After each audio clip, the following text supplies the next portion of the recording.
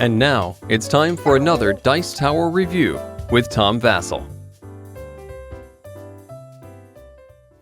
Hey folks, today I'm just going to do a quick run through, a preview of Imperial Assault. And I don't very often do previews of games, hardly ever actually, but I had a chance to play this one and I am so excited about it. Descent is one of my favorite games. You can see it takes up a whole shelf here. Descent, love Descent. And this game has basis in Descent. So it's Star Wars plus Descent. That's what I heard about it and I was very excited. So I had a chance to play it when I was at the Fantasy Flight Event Center last week. And so what I wanted to do was tell you guys a little bit about this because I am so excited about this game. I'm really enthusiastic. Now what this game does is one person plays the bad guys. He's the Imperials, whatever they may be. And the game comes with all different units he can use, from stormtroopers. There's different types of stormtroopers. Darth Vader has an appearance in the game. There's all sorts of IG-88. There's all different figures. There's plastic figures for all these different pieces. The other person is going to be playing the good guys, and so these are like not named characters from the movies or anything. So like there's a Wookiee in the game, but this is a distinct Wookiee made for this game. Now, each of these guys comes with their own cards that they start with. They have their own weapons and stuff, and they also have their own like basic upgrade cards. As the game progresses, you're going to be able to upgrade them. The way this game is set up as a campaign with various missions. There's storyline missions, and then there's optional missions. So even after you play through the whole campaign, you can go back and play through it again because there will be different missions. I believe they said there was 30-something missions in the book, which is quite a bit. Each mission, except maybe the final one, is going to take 45 minutes to an hour or so to play, and after having played, I can say it's very much true. So you do different things. Like in our mission, we jumped out of a landing shuttle. It was tractored aboard a ship, so we got to jump out of that ship. We got to blow stuff up so that breaks up their tractor beam so we can get out of there. We jump out of the ship, and there's stormtroopers all standing around. All right, time to fight. And what this game does is it presents this cool fighting mechanism, which was used in Descent, but it's been modified some.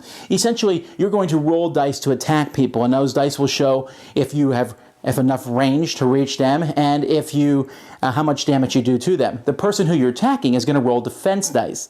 Now on these defense dice, there's two different defense dice. One of them has a lot of shields on it, so you can block a lot of the hits that the attacker rolled on their attack dice.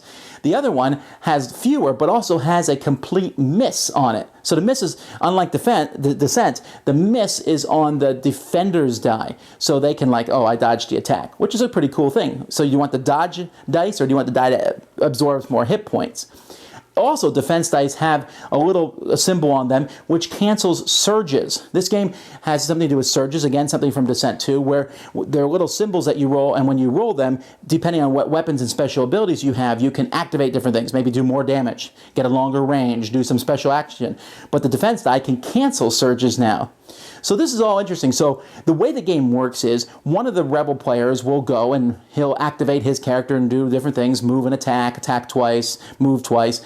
Then the Imperial is going to exhaust one of their characters that's on the board and use that. Then a rebel player goes. So there's this back and forth thing between the different players until one side runs out, then the other side finishes, and then you start another round. Also, the game is very story-based because the rebels never know. Maybe you open this door and something happens, or 3 buttons on a computer. I'm just making stuff up here because I don't want to spoil the stories for you, but maybe you press 3 buttons on a computer and then something happens, or you never know, and the bad guy has different cards in his hand that he's getting a certain amount of threat each turn where he can play these cards and introduce more enemies that will show up in different spots, or just there's different cards that can affect the game. So the game has very specific missions. In our mission, we had to go and blow some stuff up and get off the ship. But the missions can be completely different. This was something that was introduced again in Descent 2nd Edition and really comes into full play here. So, to me, this is great. I love the fact that we can just jump in and play through a campaign and the very short missions, lots of, and there's ways to save it from from campaign to campaign. And I like that the different characters are very unique. In Descent, you had a character, and then you gave them a class. In this game, you take a character, and their character and class are kind of combined. So you take the Wookiee, you're going to run with that Wookiee.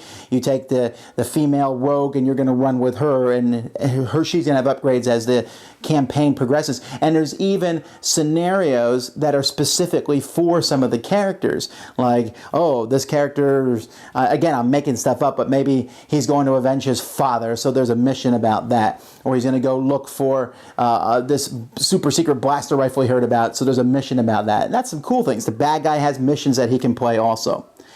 But really, that's not even it about this game. The game can also be played as a tactical skirmish game. Now, it's not a war game, it's a skirmish game, and what that means is you can use all the figures in the box. They come with different cards that you'll use, and I can basically play like 4 people against 4 people. So I have 4 rebels and you have 4 Imperial, different people. It even comes with an ATST, and we have these, and we build a little map here, and we're fighting, and there's different scenarios for that.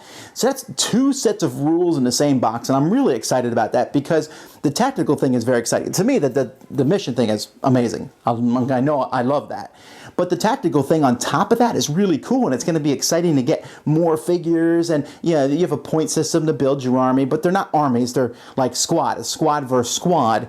And that's a cool thing, especially in the Star Wars universe, which we have been waiting for this for years. So, the components, now all the components that you've seen in this video and that I was able to see are all beta, or they're alpha. They're very, very close to production, but they're not. Any of the artwork you've seen or the models, anything could be changed for when this game comes out early 2015. But I'll tell you what, this is my #1 look forward to game to be published.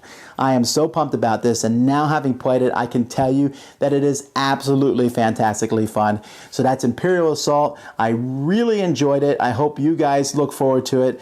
I can imagine there will be 2,000 billion expansions for it to bring in the entire Star Wars universe. If you like Star Wars at all and want to immerse yourself in the system, short of an RPG, this is the best way to do it. Thanks so much for watching the Dice Tower videos. Find more great videos and reviews, as well as our top-rated audio podcast at Dicetower.com. You can also find other great shows at Dicetowernetwork.com. I'm Eric Summerer, and you've been watching The Dice Tower. The Dice Tower is sponsored by Cool Stuff Inc., where you can find great games for great prices. Cool stuff in stock. Check them out at CoolStuffInc.com. Shut the door!